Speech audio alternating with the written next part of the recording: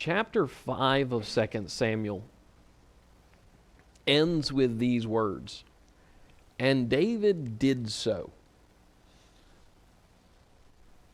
as the Lord commanded him."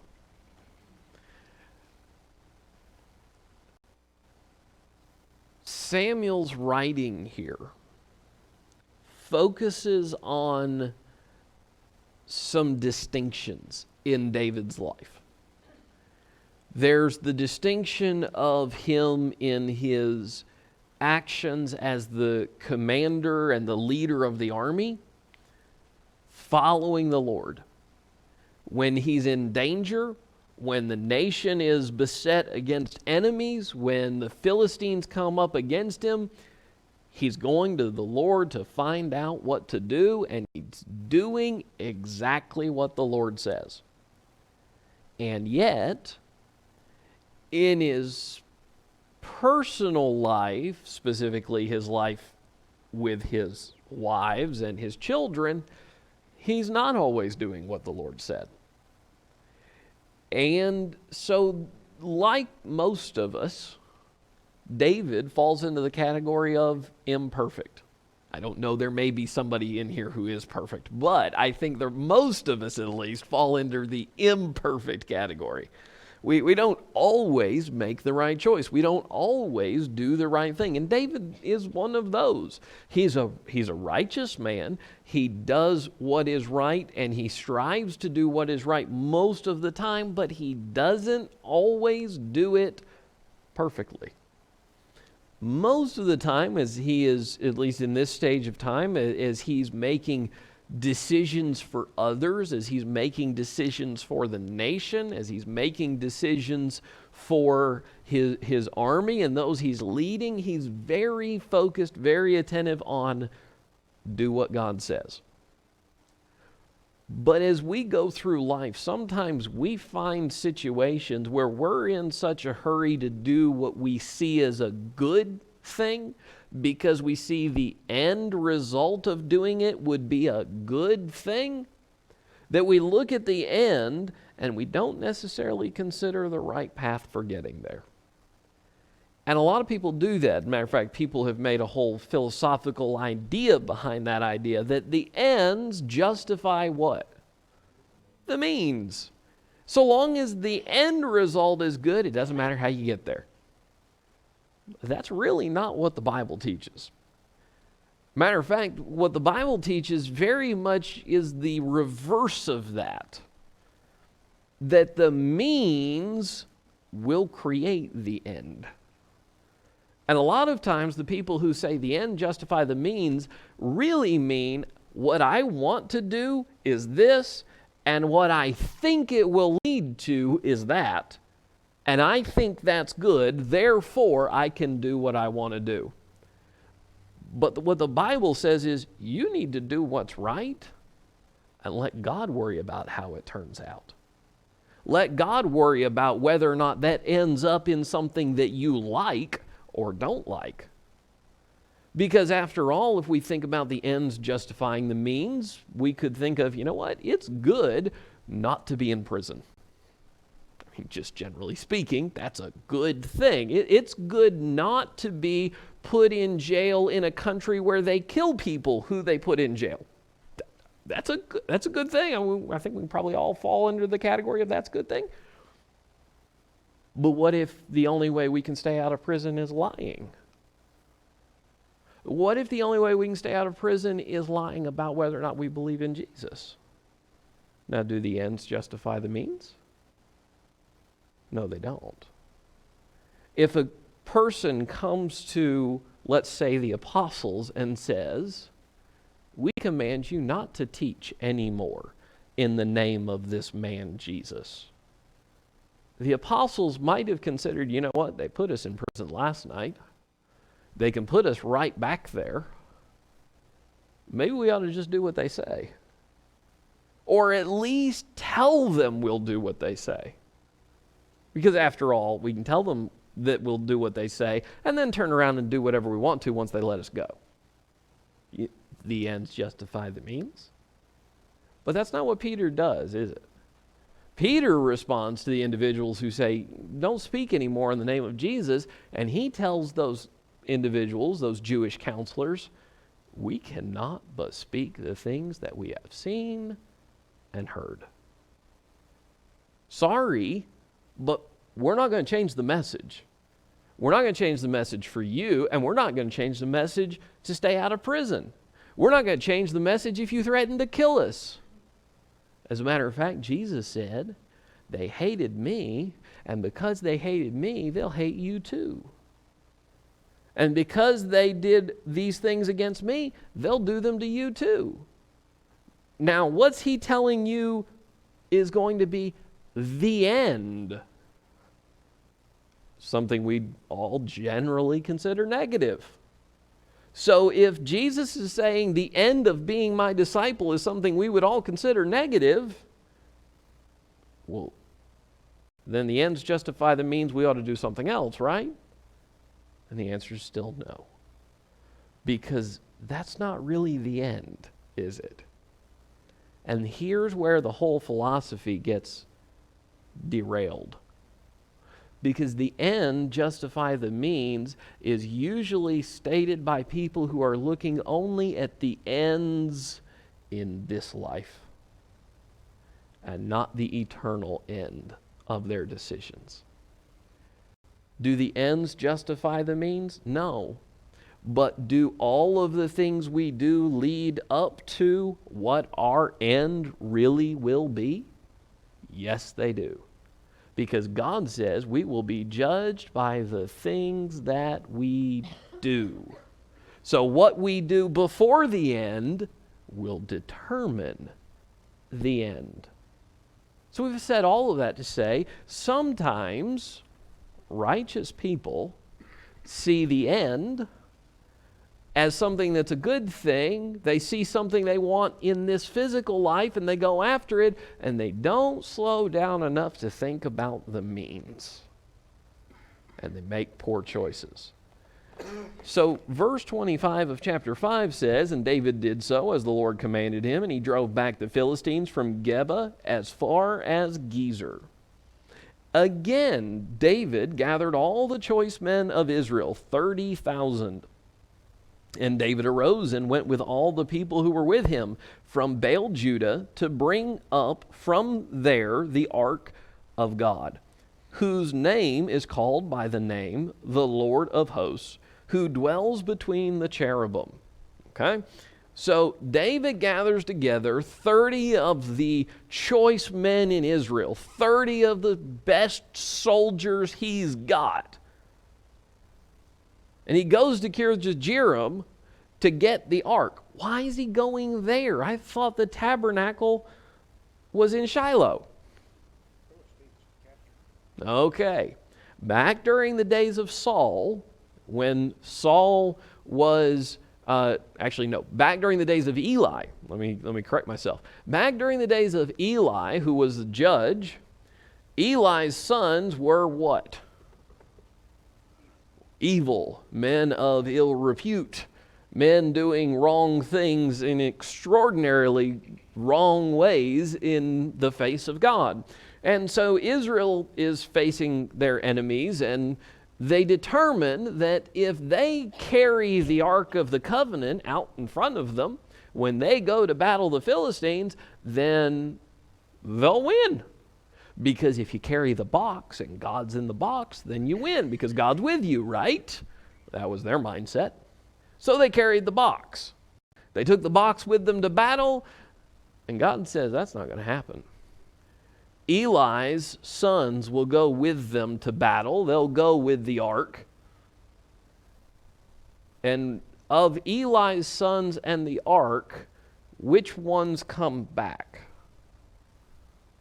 That's a trick question. None of them do. None of them come back. And word comes back to Eli as he's sitting there. And you kind of get the impression he already knows what the news is before it even gets there. But word comes back. Your sons have died in battle against the Philistines. And it's followed up with, and the Philistines took the ark of the Lord. And Eli will fall over and die. And from that time, through the life of Samuel, through the reign of Saul, and now into the reign of David, the Ark of the Covenant has been with the Philistines this entire time. So, David, as he has warred against the Philistines in the past, will go to get the ark. But he will go with 30,000 men. He will go with the choicest men of Israel to go get the ark and bring it back. So notice what we read. David arose and went with all the people who were with him from Baal Judah to bring up from there the ark of God, whose name is called by the name the Lord of hosts, who dwells between the cherubim. So they set the ark of God on a new cart. So they go to the place where the ark is, and they get the ark, and they put it on what? An old rickety cart. No. A new cart. And you should be getting from this a cart built for this purpose. They made preparations. He gathered 30,000 men. This wasn't without some forethought. They built a cart to bring the ark home. But then notice, so they set the ark of God on a new cart and brought it out of the house of Abinadab, which was on the hill. And Uzzah and Ahio, the sons of Abinadab, drove the new cart. And they brought it out of the house of Abinadab, which was on the hill, accompanying the ark of God, and Ahio went before the ark. Then David and all the people of Israel played music before the Lord on all kinds of instruments of fir wood, on harps, on stringed instruments, on tambourines, on sistrums, and on cymbals. And when they came to Nachon's threshing floor, Uzzah put out his hand to the ark of God and took hold of it, for the oxen stumbled. So they come to the house of Abinadab, where the ark is. Abinadab's sons are there. Abinadab's sons agree to go with the ark to take it back to Jerusalem. They put the ark on this new cart. And what's pulling the cart? Oxen are. So they get going, and Ahio is in front, and Uzzah is there with the ark, is there with the cart, and they get to this threshing floor, and what happens to the oxen? They stumble. What'd they stumble on? I don't know. There you go, their feet. We're not told. It's not important. The point is not that the oxen stumbled. The point is Uzzah did what? He put out his hand and touched the ark. Now, if we didn't know any better, that would sound like a little thing. If we didn't know any better, that would sound like no big deal. But was it a big deal? Why was it a big deal? All right. God said, you don't touch the ark. And the one who touches the ark shall surely die.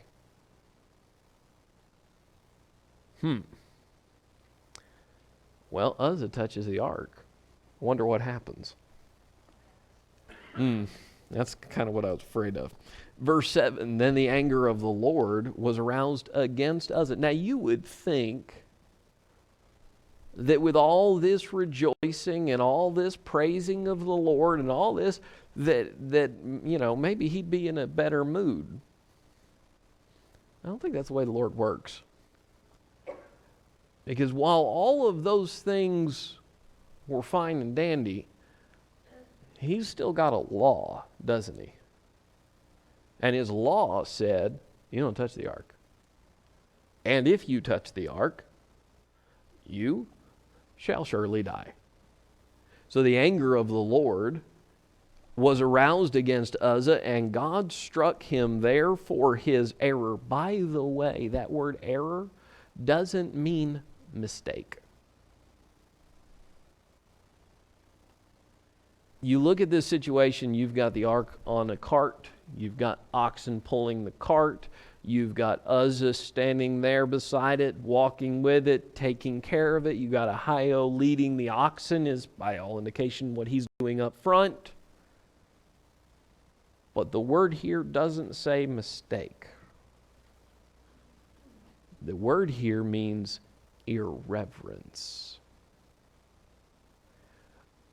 God struck him dead because he failed to show the correct reverence to God when it came to the ark.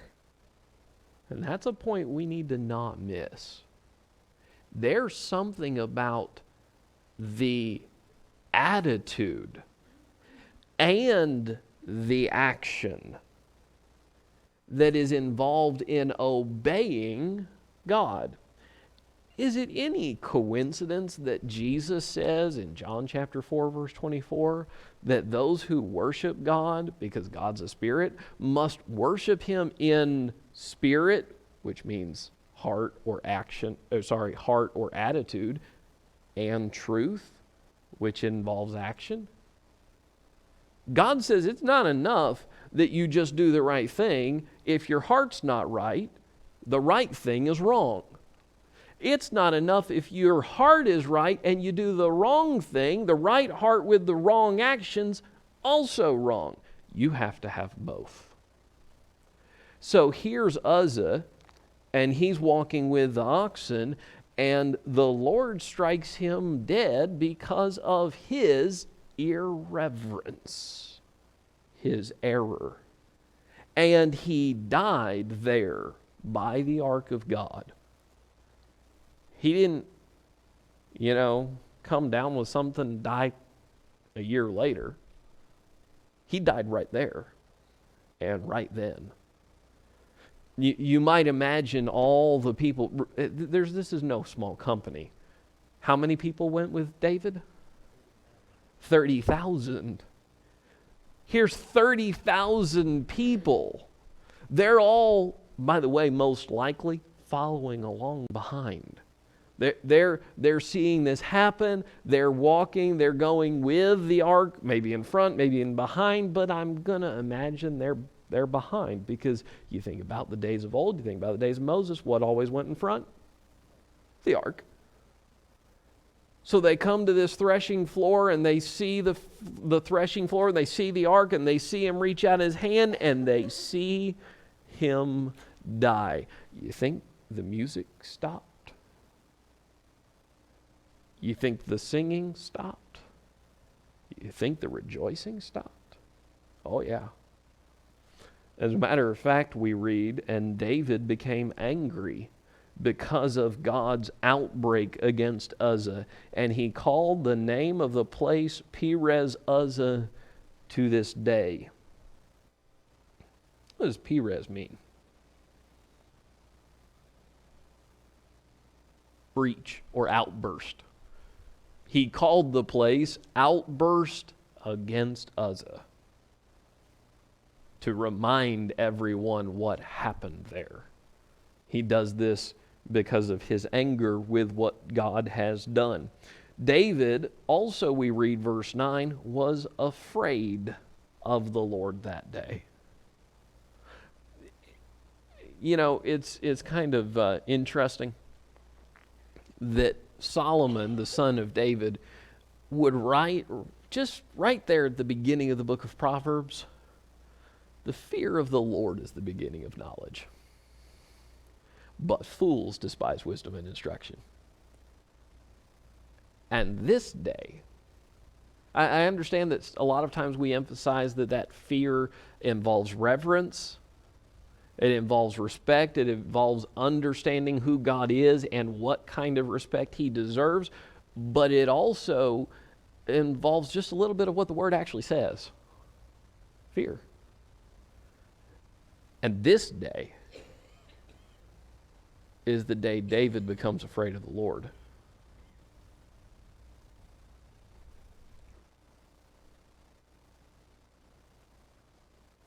I think he is. And I think he is because here's the rest of the verse.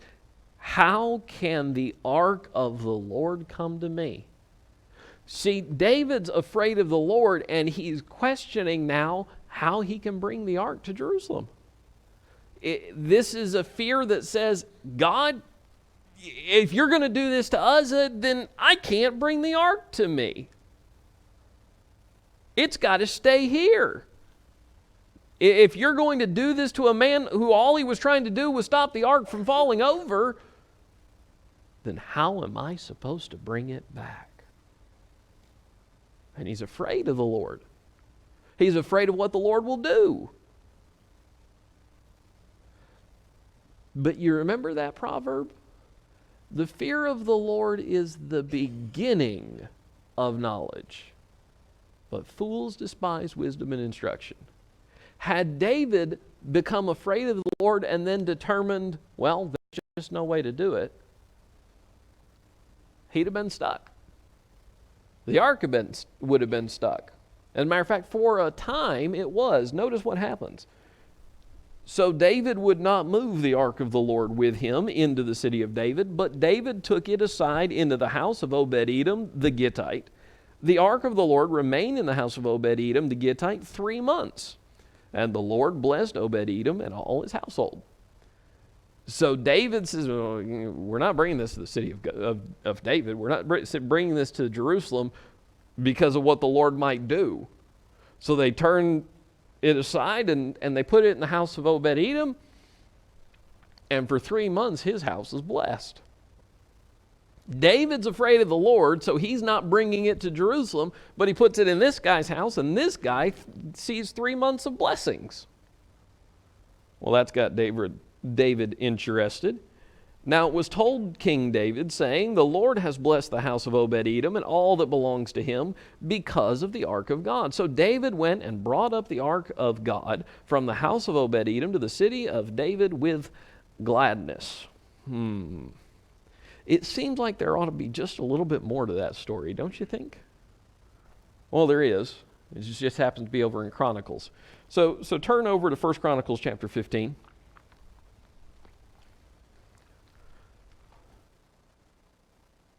That's the thing with history books. I don't always give you all the details, but other history books do, so you kind of have to piece them together. So in 1 Chronicles chapter 15, verse 25, we read, so David, the elders of Israel, and the captains over thousands, went to bring the ark of the covenant of the Lord from the house of Obed-Edom with joy. So it was when God helped the Levites, who bore the ark of the covenant of the Lord, that they offered 7 bulls and 7 rams. David was clothed with a robe of fine linen. Wait a minute. What? Where's the cart? You see, somewhere around here in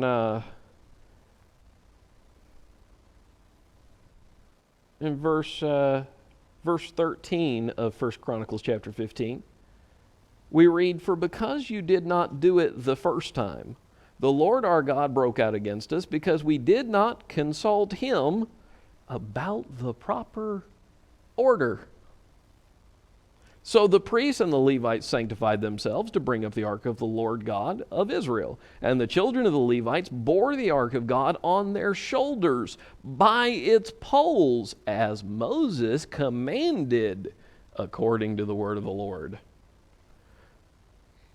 You see, during those 3 months that David was back in Jerusalem and Obed-Edom's house was being blessed, David thought to actually find out, well, how are we supposed to move the ark?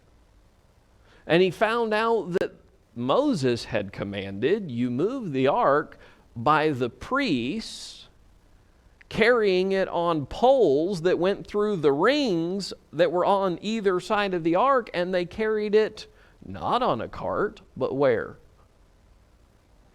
on their shoulders. God said, there's one way to move the cart, or move the ark. You move it by the priests carrying it. But when they carry it, they don't touch it.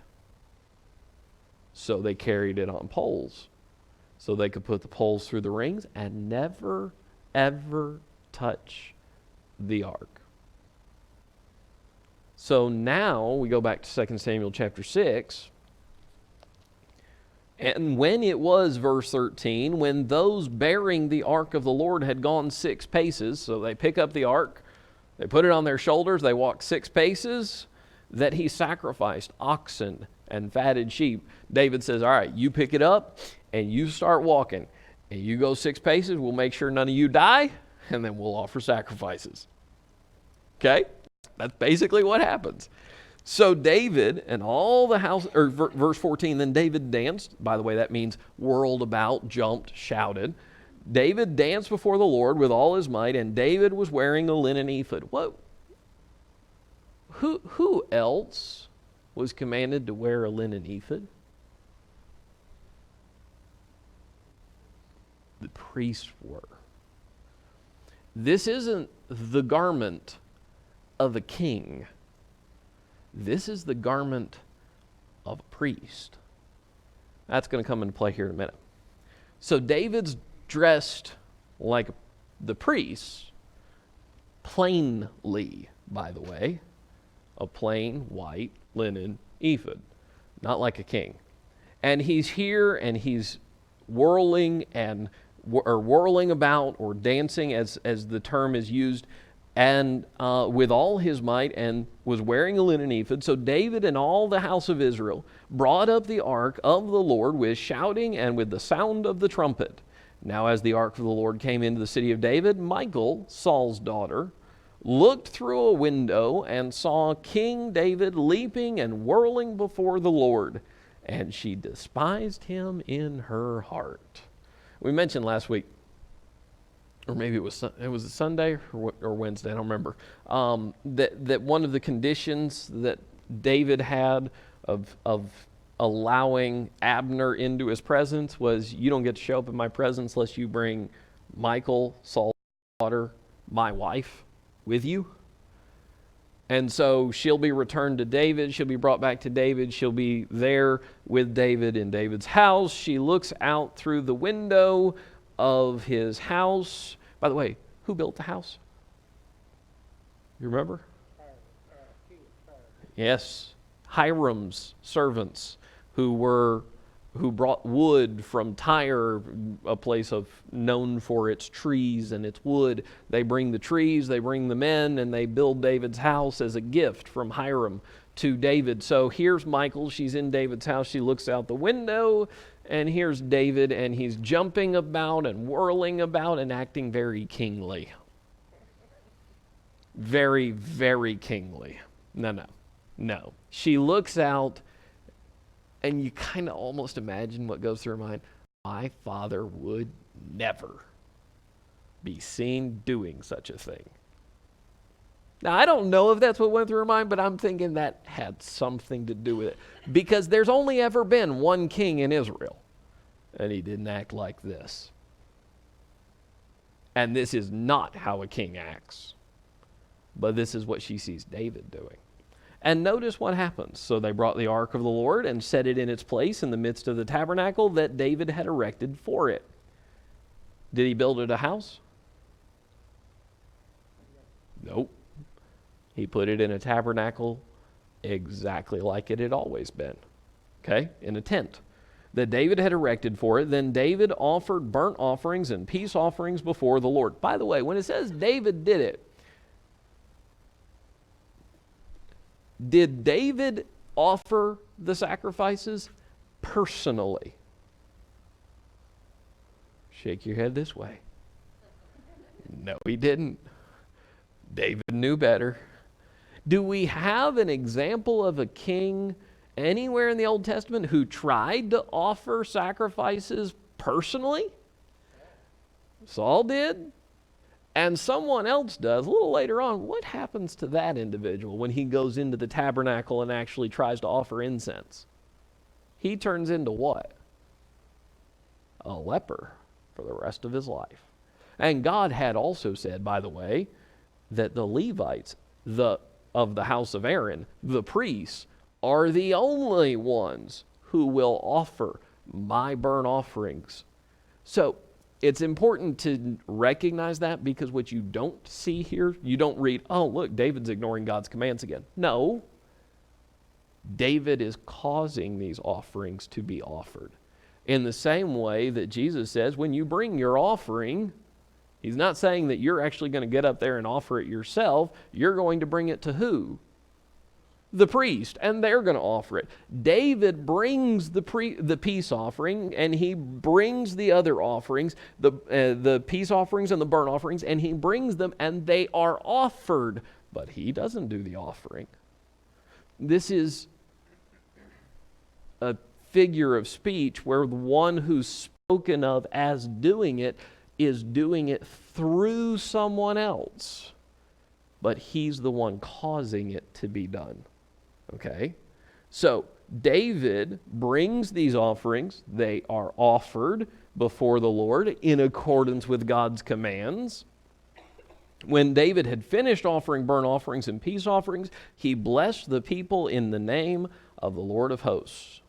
Then he distributed among all the people, among the whole multitude of Israel, both the women and the men, to every one a loaf of bread, a piece of meat, and a cake of raisins. So all the people departed, every one to his house. Then David returned to bless his household. Okay, so he's brought the ark back, and he's blessed all the households in Israel, all those who had assembled together to see the ark return to Jerusalem, to see the ark return to their own people, to see the ark brought back into the tabernacle. He blesses all of them. Men and women alike, they all get this loaf, they all get a piece of meat, and they all get this cake of raisins. So now he's returning to his own household to bless them. Then David returned to bless his household, and Michal, the daughter of Saul, came out to meet David. He's coming back to the house, and she doesn't even wait for him to get in the door. She goes out to meet him, to speak her mind.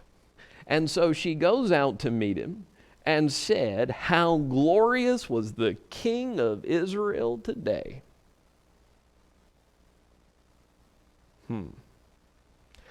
There's a couple of important words there.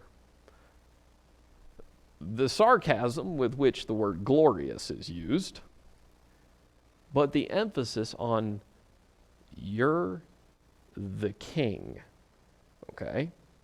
She says, "How glorious was the King of Israel today, uncovering himself today in the eyes of the maids of his servants, as one of the base fellows shamelessly uncovers himself." Now, some have come to this passage and argued that David was not appropriately dressed, in that he was not fully clothed while doing this. That is not what she says. She says, you went out there and you behaved like a common person.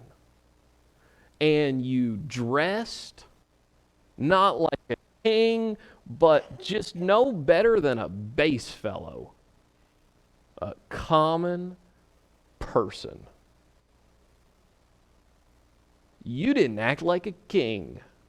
You didn't dress like a king. But notice David said to Michal, and by the way, here's how I know what she's talking about. His reply, "It was before the Lord who chose me instead of your father." Question, when the Lord chose David instead of Saul, Saul being on the throne, Saul very much the appearance of a king, Saul the one who's there, who's actually the king, and God in the midst of that chooses who? David, who's where? Tending sheep. Tell me, do you go out to tend sheep in the clothing of a king? If so, it's not the clothing of a king when you get back. You're out tending sheep. When God chose me, I was dressed no better than I am today. But he chose me over your father. Happy household. He says, it was before the Lord who chose me instead of your father and all his house to appoint me ruler over the people of Israel, over Israel. Therefore, I will play music before the Lord. Here's the other thing that she's not liking. You're not acting like a king. You're not dressed like a king. And he understands what she's saying. But then he says, and I will be even more undignified than this. And will be, and here's what we're really talking about. And will be humble in my own sight. But as for the maidservants of whom you have spoken, by them I will be held in honor. Therefore Michal, the daughter of Saul, had no children to the day of her death. This relationship never recovered from this particular event. But what is being discussed here is Michal saying, there's a way a king's supposed to dress, and there's a way a king's supposed to act, and there's a way a king's supposed to look. And David, you're acting beneath yourself and beneath your kingship and beneath your position. And David's response is, I'll be humble before the Lord, and I'll be humble before me. And when I was humble and nothing more than a shepherd, God chose me over your father and his house. So the whole context here is about humility and whether or not somebody looks like something or whether or not somebody is a servant of God and acts like a humble servant of God. Something that Michal saw no purpose for and showed no respect to. Okay? Comments or questions? Beyond the 7 that we have right here. All right. Question number 1. Yes. That's a good question. I don't know how they got the ark on the cart. I'm assuming they probably picked it up by its rings and put it on the cart and then tried to do it the wrong way the rest of the way. Yes or no? At the time David became king, was the ark of God in Shiloh? No. How did David have the ark of God transported from the home of Abinadab? On a new cart. Why did Uzzah die? He touched the ark. After Uzzah's death, did David take the ark of God to the city of David as he had planned? No. 3 months after Uzzah's death, why did David decide to have the ark brought to his city?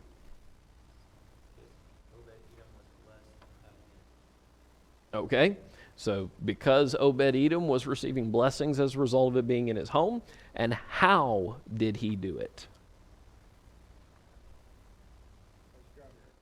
As the Lord had commanded. Why did Michal, and by that is the priests carried it on their shoulders. Why did Michal despise David?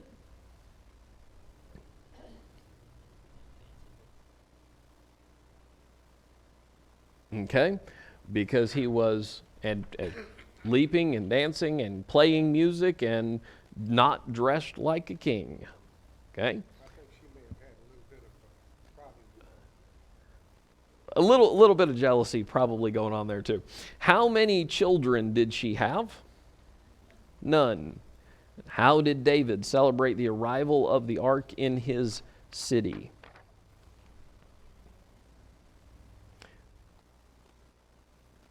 Whirling and with sacrifices.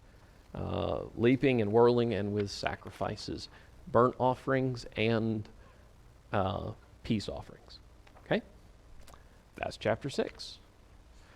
We are dismissed until a devotional.